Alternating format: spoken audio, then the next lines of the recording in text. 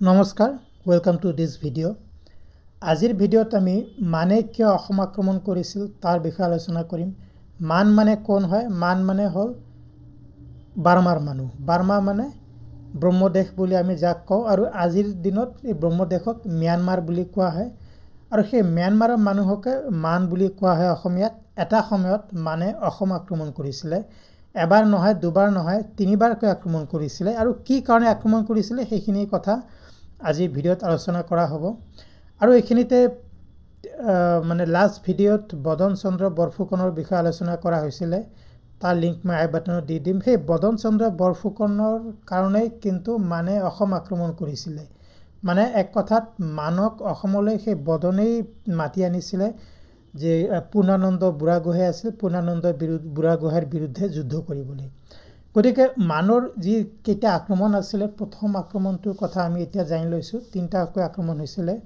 মানৰ অসম মান মানে বাৰ্মা সেই সময়ত বাৰ্মা বুলি কোৱা হৈছিল আজিৰ তাৰিখত ম্যানমাৰ বুলিও কোৱা হয় আচ্ছা বদন বৰফুকনৰ কথা আলোচনা কৰা হৈছিল আৰু সেই বদন বৰফুকন কলকাতালৈ গৈছিল ব্ৰিটিছৰ সহায় বিচাৰি পূৰ্ণানন্দ বুঢ়াগোহাঁইক পৰাস্ত কৰিব লাগে বুলি কিন্তু ব্ৰিটিছে নাকচ কৰিলে নাকচ কৰাৰ পিছত কি কৰিলে বদনে কলকাতাত এই যি ম্যানমাৰৰ ৰজা আছিল মানৰ ৰজা বদোপায়া সেই বদোপায়াৰ এগৰাকীৰ প্ৰতিনিধি লগ পালে সেই প্ৰতিনিধি গৰাকীক মানে লগত আলোচনা কৰিলে আৰু আলোচনা কৰাৰ পিছত সেই প্ৰতিনিধি গৰাকীৰ সৈতে তেওঁ বদন বৰফুকন তেওঁ ব্ৰহ্মদেশলৈ যায় ম্যানমাৰলৈকে বা বাৰ্মালৈকে যায় গৈ যি ৰজা বদোপায়া আছে সেই ৰজা বদোপায়াক ৰিকুৱেষ্ট কৰে যে অসম আক্ৰমণ কৰিব লাগে আৰু পূৰ্ণানন্দ বুঢ়াগোহাঁইক পৰাস্ত কৰিব লাগে সেই কথা ৰজাজনে ৰাখিলে বাৰ্মাৰ ৰজাজনে মানৰ ৰজাজনে আৰু সেই সূত্ৰে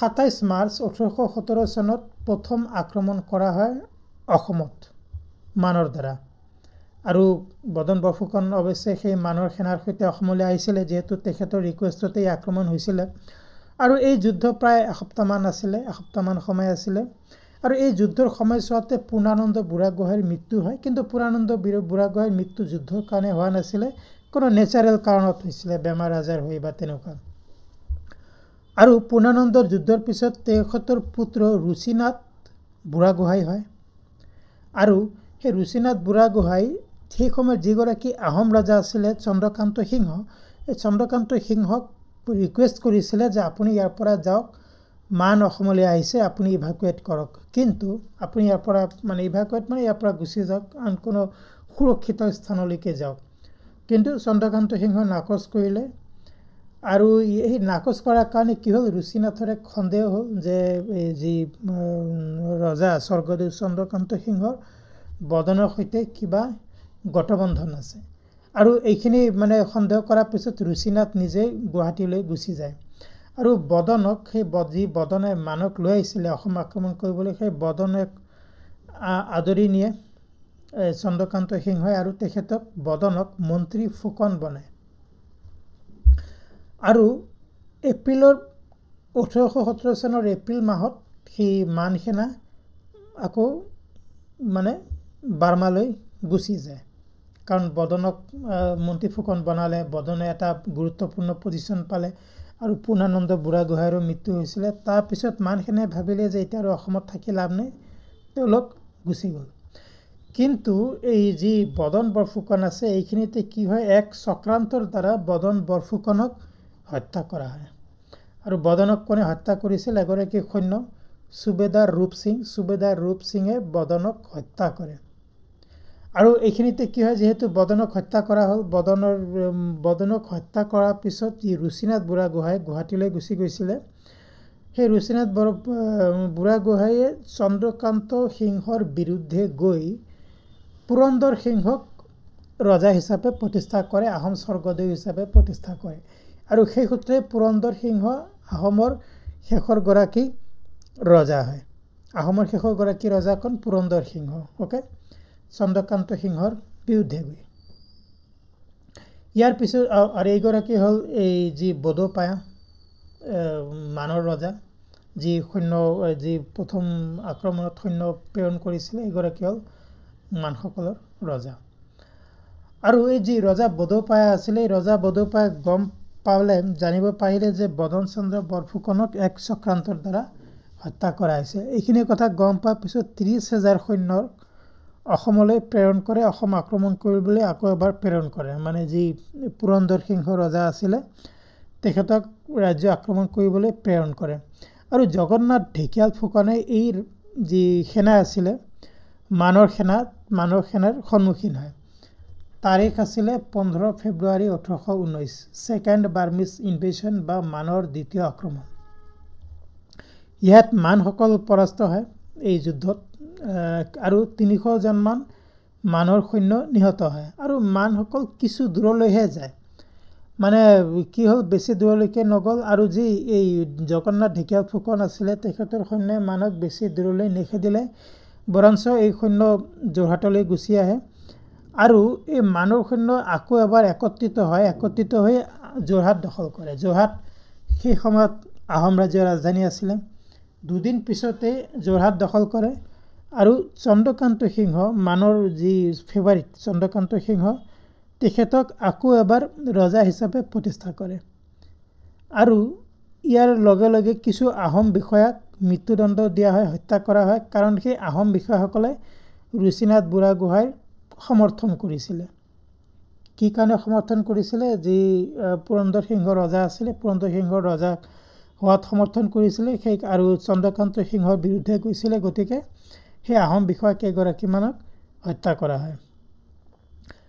কিন্তু এই চন্দ্ৰকান্ত সিংহ ৰজাৰ কিছুদিনৰ পিছতে মানৰ প্ৰতি তেখেতৰ যি এটিটিউড, মানে মানৰ প্ৰতি তেখেতৰ যি ভাৱ ধাৰণা আছিলে, সেই ভাৱ ধাৰণা পৰিৱৰ্তন হয় আৰু মানক মানে শত্ৰু হিচাপে গণ্য কৰিবলৈ আৰম্ভ কৰে। আৰু সেই সময়তে এটা মানে দুৰ্গ বনোৱা হয় ক'ত?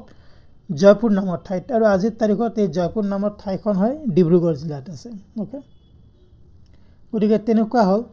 আৰু এতিয়া কি হ'ল, ইতিমধ্যে এই বাগীদ মানে বাৰ্মাৰ ৰজা হয়। আৰু ৰজা হোৱাৰ পিছতে কি কৰে, অসম এনেক্স কৰিবলৈ সিদ্ধান্ত নিয়ে। এনেক্স মানে কি? অসম মানে ছেদ কৰা মানে অসমখন মানে ব্ৰহ্মদেশৰ এটা অংশ কৰাৰ পৰিকল্পনা নিয়ে। আৰু সেই সূত্ৰে এই যি ৰজা আছে বাগীদে অসমখন আক্ৰমণ কৰি নিজৰ ৰাজ্যৰ অন্তৰ্ভুক্ত কৰিবলৈ মিঙি মাহা তিলৱাক অসমলৈ প্ৰেৰণ কৰে ফেব্ৰুৱাৰী 1821। এই কথা গম পাই যি ৰজা চন্দ্ৰকান্ত সিংহ আছিলে তেওঁ গুৱাহাটীলৈ পলায়ন কৰে। আৰু সেই যি মানে আকৌ এবাৰ কেইবাগৰাকী আহোম বিষয়াক হত্যা কৰা হয়। আৰু যোগেশ্বৰ সিংহক ৰজা হিচাপে প্ৰতিষ্ঠা কৰে এই মানসকলে। ছেপ্টেম্বৰ মাহৰ 1821 চনত চন্দ্ৰকান্ত সিংহৰ বিৰুদ্ধে এক বিশাল সেনা প্ৰেৰণ কৰা হয়। আৰু চন্দ্ৰকান্ত সিংহ আকৌ এবাৰ পলায়ন কৰে। পলায়ন কৰি মানে গুৱাহাটীৰ পৰা পলায়ন কৰি ব্ৰিটিছৰ টেৰিটৰীলৈ যায়। মানে ব্ৰিটিছসকলে মানে ৰাজ্যলৈ গুচি যায় পলায়ন কৰি। কাৰণ ব্ৰিটিছসকল তেতিয়াও মানে অসমৰ পিনে অহা নাছিলে বা অসম মানে অসমত প্ৰতি তেওঁলোকৰ বিশেষ কোনো ইণ্টাৰেষ্ট নাছিলে। চন্দ্ৰকান্ত সিংহ এই মানৰ আক্ৰমণৰ পৰা ৰক্ষা পাবলৈ আকৌ মানে নিজে ব্ৰিটিছৰ ৰাজ্যলৈ পলায়ন কৰে। এইখিনি সময়তে কি কৰিলে, চন্দ্ৰকান্ত সিংহই এটা সেনা বাহিনী গঠন কৰিলে। আৰু সেনা বাহিনীত মষ্টলি শিখ সেনাসকলৰ দ্বাৰা এটা সেনা বাহিনী তেওঁ গঠন কৰিলে, শিখসকলক লৈ। আৰু ডিচেম্বৰ মাহৰ 1821 চনত, ছেপ্টেম্বৰ মাহত তেওঁ পলায়ন কৰিলে। আৰু ডিচেম্বৰ মাহৰ 1821 চনত তেওঁ গুৱাহাটী দখল কৰে। আৰু অতি সোনকালে তেওঁ যোৰহাটৰ ওচৰলৈও যায়। যোৰহাট আহোমৰ ৰাজধানী আছিলে তেতিয়া। যোৰহাটৰ ওচৰলৈ গৈ শিবিৰ স্থাপন কৰে চন্দ্ৰকান্ত সিংহৰ যি শিখ সেনাসকল আছিলে। এইখিনি কথা গম পায় যি তেতিয়া মানৰ ৰজা আছিলে বাগীদ, সেই বাগীদে আকৌ 20,000 সেনা অসমলৈ প্ৰেৰণ কৰে। এইবাৰ কাৰ আণ্ডাৰত প্ৰেৰণ কৰিছিলে? মিংগি মাহা বন্দুলাৰ আণ্ডাৰত প্ৰেৰণ কৰিছিলে, মিংগি মাহা বন্দুলা। আৰু এই মিংগি মাহা বন্দুলাই কি কৰে, চন্দ্ৰকান্ত সিংহক যুদ্ধত পৰাস্ত কৰে। ইমান ডাঙৰ এক সেনা বাহিনী পঠাইছিলে। আৰু চন্দ্ৰকান্ত সিংহ আকৌ এবাৰ ব্ৰিটিছৰ অঞ্চললৈ পলাই যাবলৈ বাধ্য হয়। আৰু যেতিয়া চন্দ্ৰকান্ত সিংহ আকৌ এবাৰ ব্ৰিটিছৰ অঞ্চললৈ পলাই যাবলৈ বাধ্য হ'ল, এতিয়া মানৰ বহুতো সেনা অসমত আছে। মিঙি মাহা তিলৱাৰ লগত আহিছিলে আৰু এইবাৰ মিঙি মাহা বন্দুলাৰ লগত আহিছে। আৰু ইয়াৰ ফলস্বৰূপে কি হ'ল, চন্দ্ৰকান্ত সিংহ পলাই গ'ল। আৰু তেতিয়া মিঙি মাহা তিলৱাক অসমৰ ৰজা হিচাপে মানসকলে মানে ঘোষণা কৰিলে যে এতিয়াৰ পৰা মিঙি মাহা তিলুৱা অসমৰ ৰজা আৰু সেই সূত্ৰে অসম মানৰ অধীনলৈ গ'ল বা অসম বাৰমাৰ অধীনলৈ গ'ল গতিকে আহোম ৰাজ্য পতন হ'ল এইখিনিতে আহোম ৰাজ্য পতনৰ ভিডিঅ' মই বনাই থৈছোঁ পাইলে লিংক মই দি দিম আৰু আহোম ৰাজ্যৰ পতন হ'ল কাৰণ ৰজা চন্দ্ৰকান্ত সিংহ পলাই গ'ল মিঙি মাহা তিলুৱা আগৰে পৰা আছিলে এতিয়া পৰৱৰ্তী সময়ত অসম মানে ব্ৰিটিছৰ অধীন হয় ব্ৰিটিছৰ অধীন অসম কেতিয়া হ'ল ব্ৰিটিছ আৰু এই মানসকলৰ মাজত এটা যুদ্ধ হৈছিলে যাক ফাৰ্ষ্ট এংলো বাৰ্মিজ ৱাৰ বুলি কোৱা হয় মানে এংলো মানে ব্ৰিটিছ আৰু বাৰ্মিজ মানে মানসকলৰ ব্ৰিটিছ আৰু মানসকলৰ যুদ্ধ হয় আৰু সেই যুদ্ধৰ পৰৱৰ্তী সময়ছোৱাত মানে সেই যুদ্ধৰ পিছত কি হ'ল তৃতীয় ইয়াণ্ডাবু বা ইয়াণ্ডাবু চুক্তি হয় 1826 চনত হয়তো আপোনালোকে জানে এই যি ব্ৰিটিছ আৰু মানসকলৰ মাজত ইয়াণ্ডাবু চুক্তি হ'ল সেই চুক্তি অনুযায়ী অসমখন ব্ৰিটিছৰ অধীনলৈ গ'ল 1826 চনত অসম ব্ৰিটিছৰ অধীনলৈ যায় যেতিয়া ব্ৰিটিছ আৰু মানসকলৰ এক চুক্তি হয় আৰু তেতিয়াৰে পৰা 1947 চনলৈকে ভাৰত স্বাধীন হোৱালৈকে অসম মানে ব্ৰিটিছৰ অধীন হৈ থাকে আৰু যেতিয়া ভাৰত স্বাধীন হয় অসমৰ স্বাধীন হ'ল আৰু সেই 1826 পৰা 1947 চন কিমান বছৰ হ'ল প্ৰায় 121 বছৰ 121 বছৰ সময়ছোৱা অসম ব্ৰিটিছৰ আণ্ডাৰত আছিলে যদিও প্ৰথমতে আমি আলোচনা কৰিছোঁ সেই বদন বফুকনৰ ভিডিঅ'ত যে ব্ৰিটিছে পোনপ্ৰথমে অসম দখল কৰিবলৈ বিচৰা নাছিলে বা বদনে যি অসম ৰাজ্য আক্ৰমণ কৰাৰ কাৰণে ব্ৰিটিছক আহ্বান জনাইছিলে কলিকতালৈ গৈ ব্ৰিটিছে সেই আহ্বান নাকচ কৰিলে কিন্তু মানে পৰৱৰ্তী সময়ছোৱাত অসমখন ব্ৰিটিছে মানে মানৰ পৰা নিজৰ দখললৈ আনে আৰু সেই মানসকলে যি অসম কেইবাবাৰ আক্ৰমণ কৰিলে তিনিবাৰ আক্ৰমণ কৰিলে সেই আক্ৰমণৰ ফলস্বৰূপে অসমত যথেষ্ট প্ৰাণৰ হানি হয় ধন জনৰ ক্ষতি হয় বহুতো সম্পত্তি নষ্ট হয় আৰু অকল সেয়াই নহয় অসমৰো বহুত মানে জনসংখ্যাৰ হ্ৰাস হয় অসমৰ বহুতো মানুহ অন্যান্য ৰাজ্যলৈও গুচি যায় ভাৰতৰ অন্যান্য অঞ্চললৈ যেনে বংগলৈকো গুচি যায় গতিকে মানুহৰ সমস্যা অসমৰ কাৰণে এক মানে কষ্টকৰ বা কঠিন সময় আছিলে আৰু গতিকে ঠিক তেনেকৈ যি বদন বৰফুকনে বিশ্বাসঘাতকতা কৰিলে মানক প্ৰথমবাৰৰ কাৰণে আক্ৰমণৰ কাৰণে মানে অসম আক্ৰমণৰ কাৰণে মানক আমন্ত্ৰণ কৰি আনিলে সেইকাৰণে বদন বৰফুকনক দেশদ্ৰোহী বুলিও গণ্য কৰিব পাৰি আৰু আগৰ ভিডিঅ'খন আপোনালোকে চাই ল'ব সো বন্ধুসকল এই আছিলে মানৰ অসম আক্ৰমণৰ কথা মানে তিনিবাৰকৈ অসম আক্ৰমণ কৰে আৰু তিনিবাৰ অসম আক্ৰমণত অসমত যথেষ্ট ক্ষয়ক্ষতি হয় আৰু মানৰ সেই আক্ৰমণৰ ফলস্বৰূপে অসম মানে ব্ৰিটিছৰ অধীনলৈ যাব লগা হয় 1826 চনত যেতিয়া ব্ৰিটিছ আৰু মানৰ মাজত চুক্তি হ'ল সো ফ্ৰেন্ডছ এইখিনি আছিল আজি আলোচনা কৰিবলগীয়া কথা আৰু অসমৰ বুৰঞ্জীৰ ই এক অতি গুৰুত্বপূৰ্ণ অধ্যায় আজি যি মানৰ আক্ৰমণৰ বিষয়ে আলোচনা কৰা হ'ল যদি ভিডিঅ'টো ভাল পাইছে প্লিজ লাইক কৰক শ্বেয়াৰ কৰক চেনেলটো যদি ছাবস্ক্ৰাইব কৰা নাই প্লিজ ছাবস্ক্ৰাইব কৰক এনেধৰণৰ আন এটা অতি ইনফৰ্মেটিভ ভিডিঅ'ত সোনকালে লগ পাম আপোনালোকক থেংক ইউ ভেৰি মাছ